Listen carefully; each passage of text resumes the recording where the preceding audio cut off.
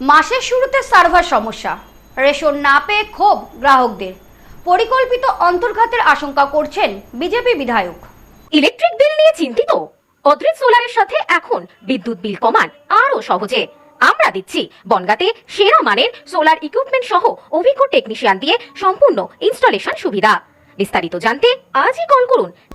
রাজ্য প্রশাসনিক পরিবর্তনের পর রেশন ব্যবস্থায় স্বচ্ছতা আনতে কড়া পদক্ষেপ নিয়েছে নতুন সরকার, কিন্তু এরই মধ্যে রেশন দোকানের সার্ভার বিকল হওয়াকে কেন্দ্র করে দানা বাঁধছে নতুন বিতর্ক। মাসের শুরুতেই সার্ভার সমস্যার কারণে খাদ্যশস্য না পেয়ে ক্ষোভে ফেটে পড়েছেন অনেক সাধারণ গ্রাহক।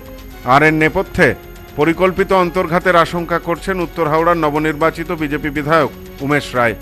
রেশন ব্যবস্থাকে দুর্নীতিমুক্ত করতে অনলাইন প্রক্রিয়া চালু থাকলেও সাম্প্রতিক সময়ে সার্ভার বিভ্রাট পৌঁছেছে চরমে। গ্রাহক ও রেশন ডিলারদের দাবি, আগে এই সমস্যা মাঝে মধ্যে দেখা দিলেও নতুন সরকার ক্ষমতায় আসার পর থেকে এর মাত্রা অজ্ঞাত কারণে অস্বাভাবিকভাবে বেড়ে গেছে। পরিস্থিতি এমন যে সারাদিন অপেক্ষা করেও সার্ভারের অভাবে খালি হাতে ফিরতে হচ্ছে সাধারণ মানুষকে। অভিষেক গুপ্তা নামে এক রেশন গ্রাহক জানান, সার্ভার সমস্যার কারণে গত শুক্রবার থেকে তিনি রেশন না নিয়েই ফিরে যাচ্ছেন। এক্ষেত্রে ষড়যন্ত্র থাকার সম্ভাবনা উড়িয়ে দেননি তিনি। আমি শুক্রবারও এসেছিলাম, তখন লিঙ্ক থাকার অভাবে কাকা বললেন যে না, আজকে রেশন দিতে পারবো না। মানে অনেকেই আমার মতো অনেকেই ফেরত গেছে, এবং আজকেও যখন এসেছি তখন দেখছি যে লিঙ্ক নেই। এবার এই লিঙ্ক না থাকার কারণ আজকেও মনে হচ্ছে ফেরত যেতে হবে। আমরা তো সাধারণ মানুষ, ফলে এইগুলো বোঝা খুবই মুশকিল। তবে উনি যদি সন্দেহ করছেন সেটা থাকলেও থাকতে পারে, সেটা মানে অন্য ব্যাপার আর কি। তবে আমাদের দিক থেকে যদি বলি, আমরা কিন্তু হ্যারেস হচ্ছি।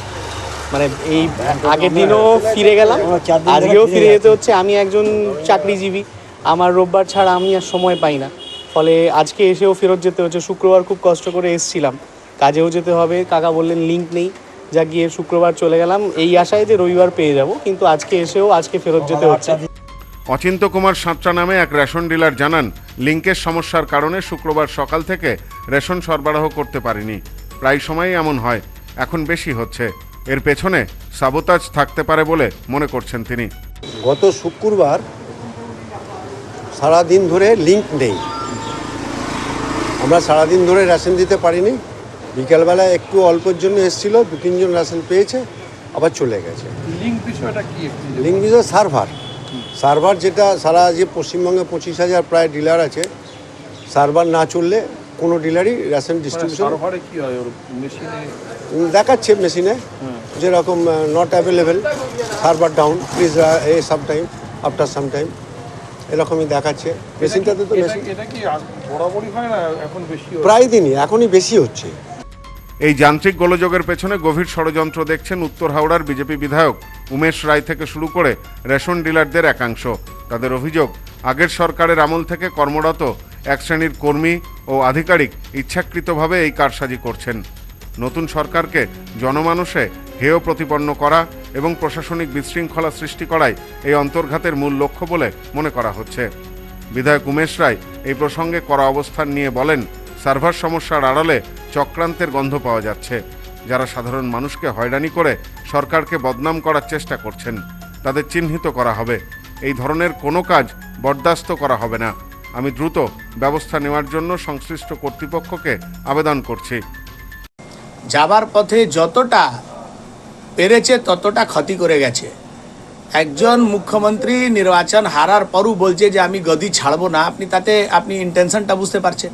সে যেরকম মুখ্যমন্ত্রী সেরকমই তার কর্মচারী। কিছু লোক যারা টিএমসি পার্টির সঙ্গে যুক্ত আছে, যারা রাজ্য সরকারের কর্মচারী, তারা লাস্ট পর্যন্ত কিভাবে সেন্ট্রাল গভর্নমেন্টকে বদনাম করা যায়, কিভাবে সিস্টেমগুলো কোল্যাপস করে দেওয়া যায়, তার জন্য চেষ্টা করে গেছে। কিন্তু কাল থেকে মাননীয় মুখ্যমন্ত্রী শপথ নিয়েছেন, আর শুভেন্দু অধিকারীকে এই বিষয়গুলো বোঝাতে হবে। আমার মনে হয় না যে এরকম কোনো পরিস্থিতি আসবে। উনি সব বিষয়টাই জানেন, ওনার নজরে ছিল।